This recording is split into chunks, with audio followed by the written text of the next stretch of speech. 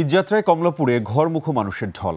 অব্যাহত যাত্রীর চাপে সামাল দিতে কাল থেকে যুক্ত হচ্ছে আরও অতিরিক্ত 10টি ট্রেন। অনলাইনে টিকিট হওয়ায় নেই যাত্রী বিড়ম্বনা, রয়েছে পর্যাপ্ত নিরাপত্তা ব্যবস্থা। সোহেল সামির রিপোর্ট। জীবন অবাক না করলে কে করবে? 28% মিল্ক ফ্যাটের অবাক করার সাথে ফ্রেশ মিল্ক পাউডার। জীবন অবাক করুক প্রতিদিন। কমলাপুর স্টেশন। ট্রেন আসছে, যাত্রী বোঝাই করে চলে যাচ্ছে গন্তব্যের উদ্দেশ্যে। 5 জুন থেকে সরকারি ছুটি হলেও এখনই দেখা যাচ্ছে যাত্রীর উপচে পড়া ভিড়। অনলাইনে টিকিট সংগ্রহ, নির্বিঘ্নে সিট পাওয়ায় এবারের ঈদ যাত্রায় স্বস্তির কথা জানালেন যাত্রীরা।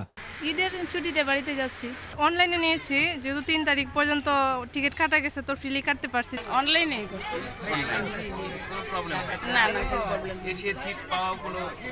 না কোনো সমস্যা নেই। স্টেশন মাস্টার বলছেন, বুধবার থেকে যাত্রীর চাপ আরও বাড়বে, আর সেজন্যই রেলের পক্ষ থেকে নেওয়া হয়েছে নানা উদ্যোগ। স্পেশাল ট্রেন যে আমাদের 5 জোড়া ট্রেন চলবে, এটা 4 তারিখ থেকে চলাচল শুরু হবে। ঈদের আগে 3 দিন, ঈদের পরে 6 দিন, 9 তারিখ থেকে 14 তারিখ পর্যন্ত।